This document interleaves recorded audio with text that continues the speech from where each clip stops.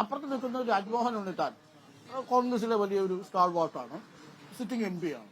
ഇപ്പോഴത്തെ MP ബാലകൃഷ്ണൻ CPM-ന്റെ ജില്ലാ സെക്രട്ടറിയാണ്, വളരെ സംഘടനാ പ്രവർത്തനങ്ങളിൽ ആക്റ്റീവാണ്. അശ്വിനി വരുന്നത് അത്ര വലിയ പൊളിറ്റിക്കൽ ബാക്ക്ഗ്രൗണ്ട് അല്ലെങ്കിലും കുറച്ച് പഞ്ചായത്ത് തദ്ദേശ സ്ഥാപനങ്ങളിൽ നിന്നാണ് വരുന്നത്. അപ്പൊ ഇവർ രണ്ടുപേരുടെ മുന്നിൽ നിന്നാണ് ഫൈറ്റ് ചെയ്യാൻ പോകുന്നത്. എന്തായിരിക്കും വോട്ടർമാരോട് ഡെവലപ്മെന്റിനും അപ്പുറം പറയാൻ പോകുന്നത്? ഞാനൊരു ലേഡിയാണ്.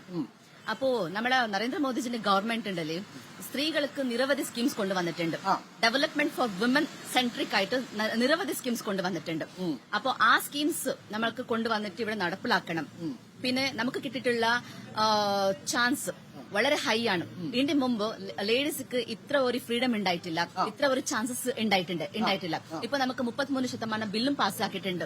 അപ്പൊ നരേന്ദ്രമോദിജി സ്ത്രീകൾ കൊടുത്തിട്ടുള്ള, യൂത്ത് കൊടുത്തിട്ടുള്ള, ഫാമേഴ്സ് കൊടുത്തിട്ടുള്ള, പിന്നെ ബിലോ പോവർട്ടി കൊടുത്തിട്ടുള്ള സ്കീംസ് കുറിച്ച് പറഞ്ഞിട്ട് നമ്മള് നമ്മളെ കാസർഗോഡ് ജില്ലയിൽ അതിനെ മെയിൻ സെന്ററിൽ ആക്കുന്ന അതാണ് അശ്വിനി ടീച്ചറെ കാസർഗോഡ് മണ്ഡലത്തിലെ വോട്ടർമാർക്ക് കൊടുക്കുന്ന കോൺഫിഡൻസ്. നാരി ശക്തി അല്ലേ? ടീച്ചറ് 6 ഭാഷ സംസാരിക്കും അല്ലെ? അപ്പൊ ബഹുഭാഷാ പണ്ഡിതം കൂടിയാണ്. സപ്തഭാഷ. എനിക്കൊന്ന് കാസർഗോഡ് മിക്കവാറും എല്ലാവരും 4 ഭാഷ മിനിമം സംസാരിക്കുന്നുണ്ടാവും അല്ലെ? കന്നഡ ഉണ്ടാവും, മലയാളം ഉണ്ടാവും, ഇംഗ്ലീഷും തുളു ഒക്കെ ഉണ്ടാവും. ചിലത് തമിഴ് സംസാരിക്കും അല്ലെ? അപ്പോ ഏറ്റവും കോൺഫിഡൻസ് ഏതില്ല? കന്നഡയിലാണോ മലയാളത്തിലാണോ? കന്നഡ നല്ല കോൺഫിഡൻസ് ഉണ്ട്. മലയാളം അതേപോലെ കോൺഫിഡൻസ്. തമിഴ് കേട്ടാൽ മനസ്സിലാവും, പറയും ചെയ്യും. ഐ ക്യാൻ മാനേജ് വിത്ത് തമിഴ്.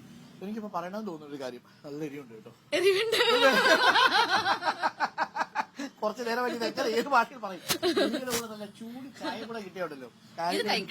ഇതെന്താ സാധനം? ഇത് ബൺസ് ആണ്. ബൺസ് BE എന്നാണോ? BUN. സാധാ ബൺസ്.